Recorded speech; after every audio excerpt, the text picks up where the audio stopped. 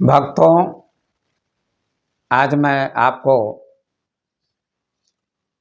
महान पितृभक्त गंगा पुत्र भीष्म की कथा सुनाता हूँ। गंगा पुत्र भीष्म महाभारत के एक महान पात्र थे। वे एक महान योद्धा थे, महान धनुर्धर थे और महान ज्ञानी भी थे। गंगा पुत्र भीष्म की गाथा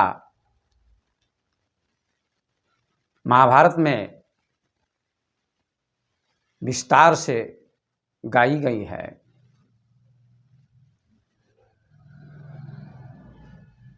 आप सभी जानते होंगे कि गंगा पुत्र भीष्म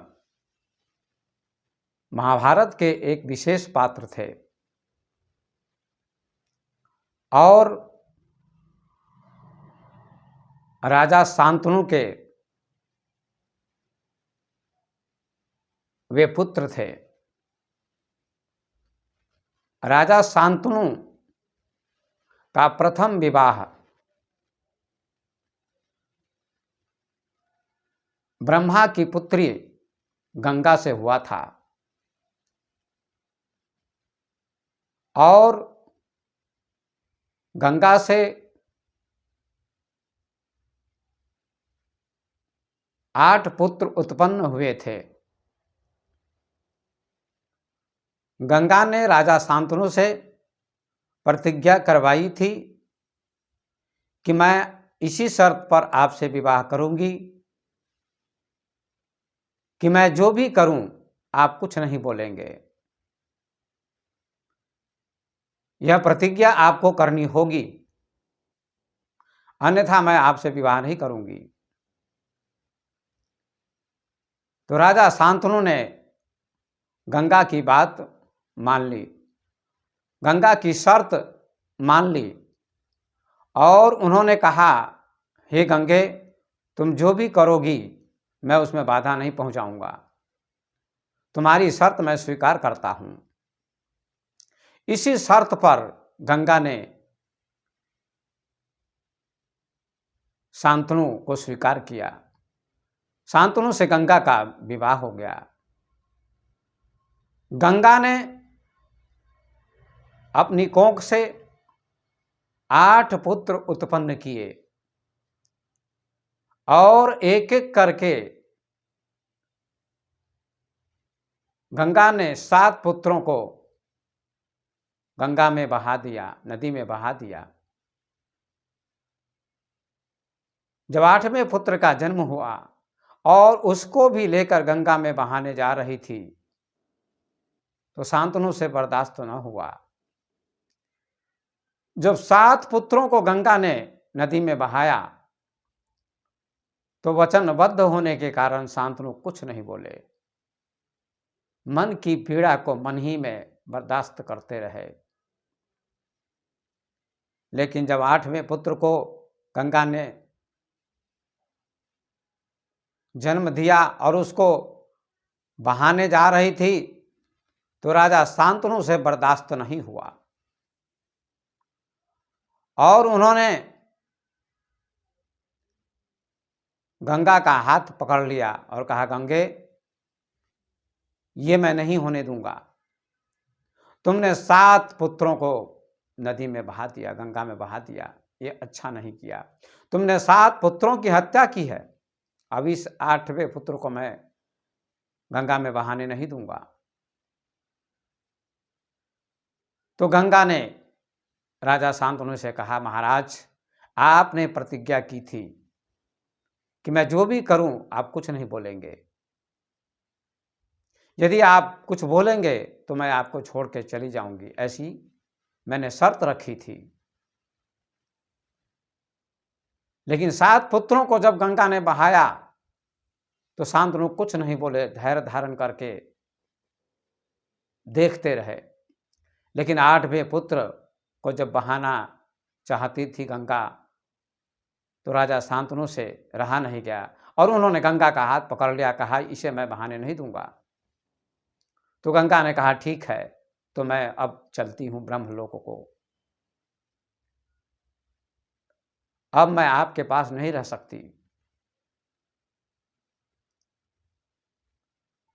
गंगा जाने लगी तो राजा शांतनु ने कहा किस पुत्र को तो दे दो मुझे। गंगा ने कहा नहीं महाराज, इस पुत्र को मैं अभी नहीं दूंगी, अपने साथ ले जाती हूं ब्रह्मलोक में, इसका पालन पोषण करूंगी और कुछ दिनों के बाद आपकी धरोहर को मैं वापस लौटा दूंगी। तो राजा शांतनु गंगा की बात को मान गए और गंगा अंतर ध्यान हो गई, चली गई ब्रह्मलोक को। इधर राजा शांतनु बड़े दुखी रहने लगे। गंगा के चले जाने के बाद, गंगा के अंतर ध्यान होने के बाद उनकी पीड़ा अनंत हो गई। वे उदास रहने लगे, दिन पर दिन बीतने लगे। 16 वर्ष हो गए। 16वें वर्ष में महाराज शांतनु को नदी के तट पर गंगा मिली, एक पुत्र को लेकर, उसी पुत्र को लेकर जो 8वां पुत्र था। वह अब 16 वर्ष का हो चुका था। उसका नाम गंगा ने देवव्रत रखा था। राजा शांतनु बड़े प्रसन्न हुए गंगा को देखकर और नजदीक में जाकर कहते हैं देवी, मैं बहुत दुखी था तुम्हारे चले जाने से, अब तुम आ गई। गंगा ने कहा महाराज, मैं तो आपके साथ जा नहीं सकती, ये पुत्र लौटाने आई हूं, इस पुत्र को मैं लौटाती हूं, आपकी धरोहर है, आपकी थाती है, इसको मैं लौटाती हूं और पुनः मैं चली जाऊंगी। और कहा जाता है कि वह पुत्र 16 वर्ष का हो चुका था और बड़ा योद्धा था, बड़ा वीर था, बड़ा होनहार था। गंगा ने राजा शांतनु को, महाराज शांतनु को उस बालक को सौंप दिया और पुनः ब्रह्मलोक को चली गई। इधर शांतनु उस बालक को लेकर राजधानी में आए, हस्तिनापुर में आए। उस बालक का नाम देवव्रत था, बड़ा होनहार, बड़ा योद्धा था, क्योंकि उसने धनुर्विद्या भी सीख ली थी। और राजधानी में लाने के बाद कुछ दिनों के पश्चात उसको युवराज घोषित किया गया। देवव्रत को महाराज शांतनु ने युवराज घोषित कर दिया सभा के बीच में।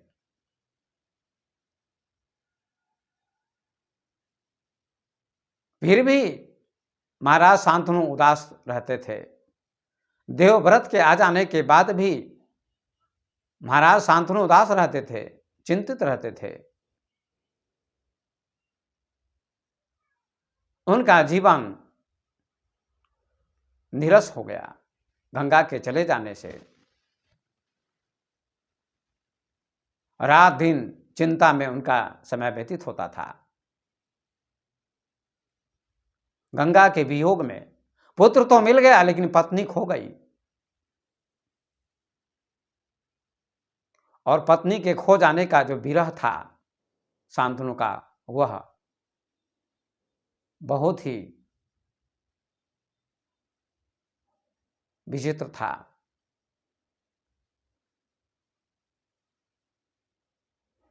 कहा जाता है कि राजा शांतनु प्रतिदिन शिकार करने जाते थे। देवव्रत को युवराज पद देने के बाद भी राजा शांतनु शांत नहीं थे। नाम तो शांतनु था लेकिन मन में शांति नहीं थी। गंगा के वियोग में अशांत थे, दुखी थे, चिंतित थे। और प्रतिदिन शिकार करने भी जाते थे जंगल में। एक दिन शिकार करते करते वे यमुना के तट पर पहुंच गए और उन्होंने क्या देखा, एक युवती जो बहुत सुंदर थी चट्टान पर बैठी हुई थी। उसको देखकर राजा शांतनु खड़े हो गए और टकटकी लगाकर देखते रहे।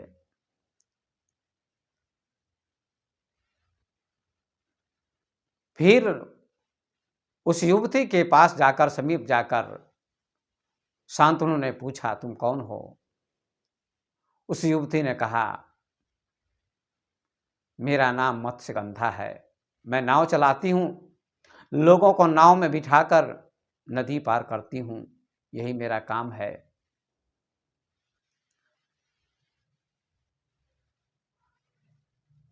राजा शांतनु ने कहा,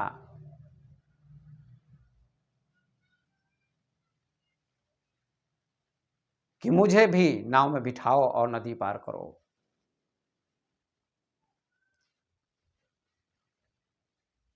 मत्स्यगंधा ने राजा शांतनु को नाव में बिठाया और नदी के दूसरे तट पर ले जाकर राजा शांतनु से कहा, महाराज दूसरा तट आ गया, आप उतर जाइए।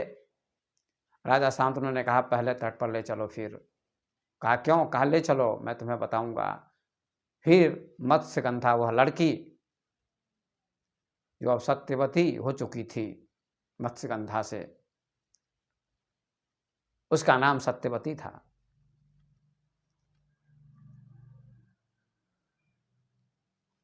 वह पहले तट पर लाती है शांतनु को और कहती है, महाराज पहला तट आ गया, आप उतर जाइए, जहाँ जाना हो वहाँ चले जाइए।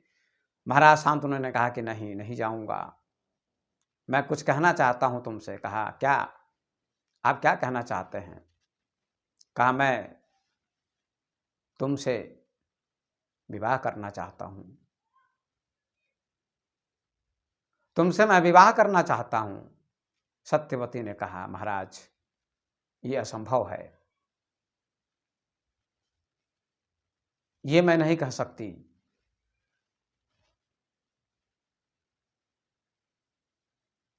मुझे पिता से अनुमति लेनी पड़ेगी, पिता की अनुमति के बिना मैं नहीं कह सकती। लेकिन राजा शांतनु ने कहा कि तुम्हें महारानी बनना होगा, तुम मुझे स्वीकार करो। सत्यवती ने कहा, ठीक है, मैं अपने पिता से कहूंगी। सत्यवती घर पर चली गई। महाराज शांतनु भी लौट गए, घर पर आए, राजधानी में आए, महल में आए, फिर भी चिंतित थे, उदास थे, कैसे उस कन्या से, उस सत्यवती से मेरा विवाह हो। इसी चिंता में डूबे रहते थे।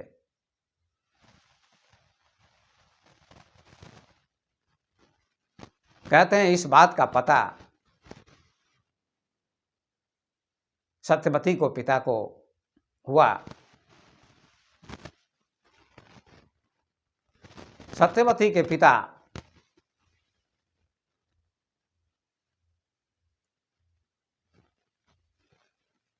जान गए कि मेरी कन्या से विवाह शांतनु करना चाहते हैं।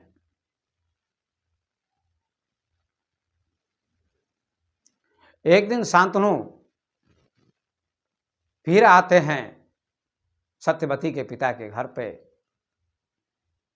और अपना निवेदन उन्होंने किया सत्यवती के पिता से, आप अपनी कन्या दीजिए।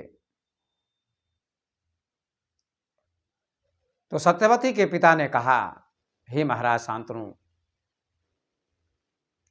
मैं इसी शर्त पर अपनी कन्या का विवाह आपसे करूंगा कि इसके गर्भ से जो बालक उत्पन्न होगा वही राजा होगा, अन्यथा मैं आपके साथ अपनी पुत्री का विवाह नहीं कर सकता। ये शर्त आपको माननी पड़ेगी। महाराज शांतनु ने कहा, यह संभव नहीं है, मैं अन्याय नहीं कर सकता भीष्म के साथ, देवव्रत के साथ। आप अपनी पुत्री का विवाह मुझसे कीजिए या नहीं कीजिए, लेकिन मैं अन्याय देवव्रत के साथ नहीं कर सकता।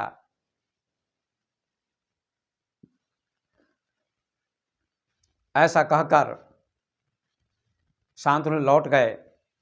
भीष्म को मालूम हुआ, अर्थात देवव्रत को मालूम हुआ।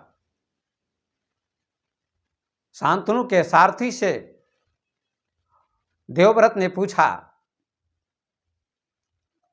कहो सारथी, पिता उदास क्यों रहते हैं, चिंतित क्यों रहते हैं? प्रतिदिन जाते हैं शिकार करने और देर से लौटते हैं, पता नहीं चलता कहाँ गए। उनकी चिंता का कारण क्या है, बताओ। सारथी नहीं बता रहा था, अंत में बताना पड़ा कि आपके पिता महाराज शांतनु सत्यवती से विवाह करना चाहते हैं, लेकिन सत्यवती के पिता की शर्त बहुत बड़ी है। महाराज शांतनु से सत्यवती के पिता ने कहा कि मेरी पुत्री के गर्भ से जो बच्चा जन्म लेगा, जो पुत्र जन्म लेगा, वही राज्य का अधिकारी होगा, वही राजा होगा, तभी मैं अपनी पुत्री का विवाह आपसे करूंगा, अन्यथा नहीं करूंगा। ये शर्त आपको माननी पड़ेगी। इसलिए आपके पिता चिंतित हैं आपकी तरफ से। वे आपके साथ अन्याय नहीं करना चाहते, आपको छोड़कर दूसरे को युवराज राजा नहीं बनाना चाहते, इसलिए वे चिंतित हैं, चिंता में डूबे हुए हैं, दुविधा में डूबे हुए हैं। देवव्रत महान पितृभक्त थे। देवव्रत को जब पता लगा कि मेरे पिता सत्यवती से विवाह करना चाहते हैं और सत्यवती के पिता की शर्त है कि सत्यवती के गर्भ से जो बच्चा जन्म लेगा वही राजा होगा, वही उत्तराधिकारी होगा, तभी मैं अपनी पुत्री का विवाह आपसे करूंगा, अन्यथा नहीं करूंगा। ये सत्यवती के पिता की प्रतिज्ञा है। देवव्रत महान पितृभक्त थे, पिता की आज्ञा का पालन करते थे, पिता का सम्मान करते थे। देवव्रत जाते हैं एकांत में, सत्यवती के पिता से मिलते हैं और सत्यवती के पिता से कहते हैं कि क्या अड़चन है, क्या समस्या है, आप अपनी पुत्री का विवाह हमारे पिता से क्यों नहीं करना चाहते?